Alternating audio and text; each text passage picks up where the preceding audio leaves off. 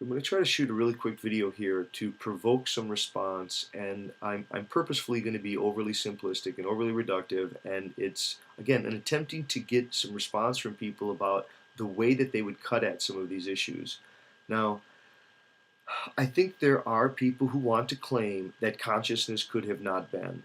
Now, when they claim that consciousness could have not been, they're oftentimes claiming to be realists, and they're claiming that, look, there was a cosmos that predated the emergence of life and predated the emergence of self-awareness, and that because of that, there there was no necessity, no inevitability of consciousness. That is, there is a physical material reality, and consciousness emerged out of that, but it wasn't in any way necessary. To which I would say you don't have any evidence of that. That the fact is that consciousness did emerge, and that there has never been a cosmos that has been known of which consciousness wasn't already included. That is, the person who claims to be a realist is in fact being an imaginativist and a less than wholist. That is, the reality as it is as a whole, as it's actually experienced and known, is a reality that always already includes consciousness. That is, to try to treat reality as it can be thought about in imagination and excluding consciousness from it as if that were the real is really a less than wholist imaginativist sort of position. And it's also, I think it's not that compatible with scientific determinism or the fully deterministic position. I mean, the person who wants to say that all life or all reality is fully determined, how do they get to consciousness could have not been? Now, I think there is a sense in which the position where the person claims that consciousness could have not been is an attempt to give a very robust form of atheism.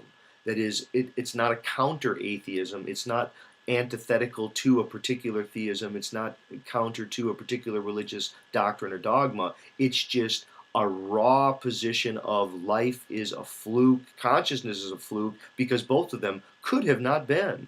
And again, what they're doing, from my opinion, is they're taking their imagination to be real.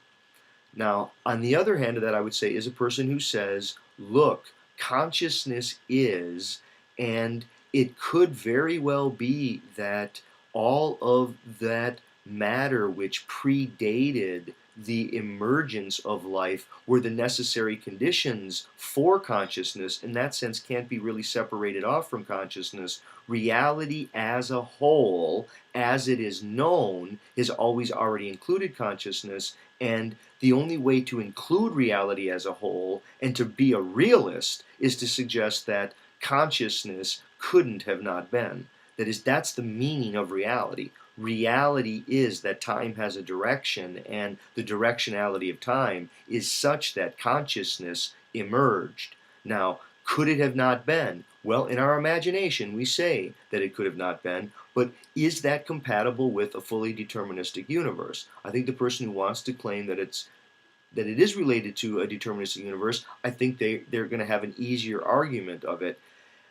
I guess also the question would be, doesn't the person who claims that consciousness couldn't have not been, don't they have some kind of orientation or sympathies for the significance and meaning of life, that it doesn't have to align in any way with religious dogma, religious institutions, but there's a kind of purposefulness or significance in life itself, that the self-astonishment of the cosmos is part of the reality of the cosmos? Again, these are questions that I'm trying to raise. Okay, I'd love to get some response from people. Thanks.